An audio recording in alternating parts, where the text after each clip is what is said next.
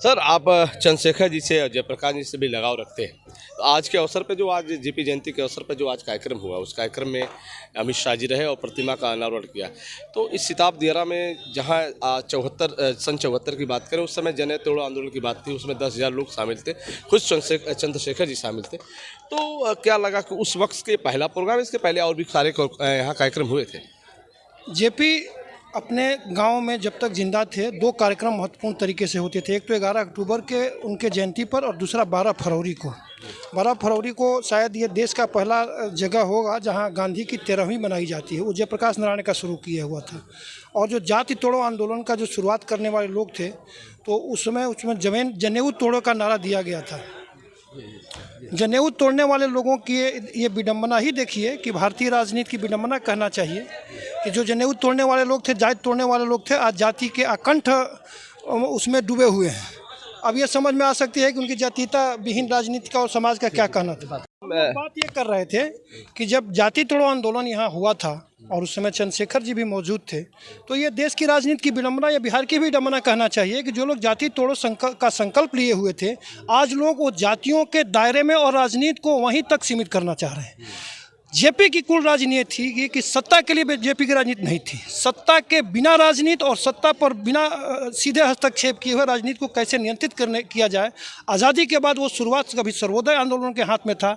आज कहना चाहिए कि बीजेपी पर कुछ नियंत्रण राष्ट्रीय स्वयंसेवक संघ का है। आज के दिन में जो राजनीति कभी भी पटरी से उतरती है, तो जयप्रकाश जैसे उन नेताओं की ज़रूरत पड़ेगी जिनको इस राजनीति को जब पटरी होती जाती है तो उसको नियंत्रण करने के लिए जेपी के संकल्प की ज़रूरत पड़ेगी। और ऐसे लोगों का आज देश में अभाव होता जा रहा है। मुझे कहना यह है कि जेपी के राजनीति को पुनर्जीवित करने के लिए, जेपी के सपनों को साकार करने के लिए एक बार फिर जाति विहीन और एक समतामूलक समाज बनाने की आवश्यकता है, जो जेपी का सपना था।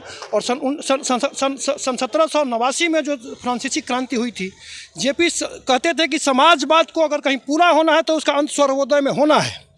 जो समता, बंधुत्व और स्वतंत्रता की बात जेपी फ्रांसीसी क्रांति के जो उनके नज़रिए में उस समय थी समाजवाद को लेकर, वो अंत तक बरकरार रहा। और उसी को साकार करने का, जेपी के सपना को साकार करना होता है।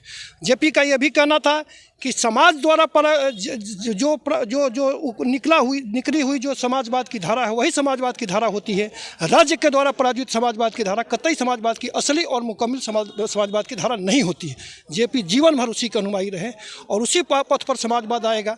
कहीं भी राज्यवाद से और न ये डेमोक्रेसी के लोकतांत्रिक समाजवाद की बात अगर आएगी तो समाज से निकले हुए, सामाजिक मूल्यों से निकले हुए राजनीति से ही आएगी। और उसके लिए समाज पर नियंत्रण रखने वाले एक सामाजिक समुदाय की बहुत ज़रूरत है।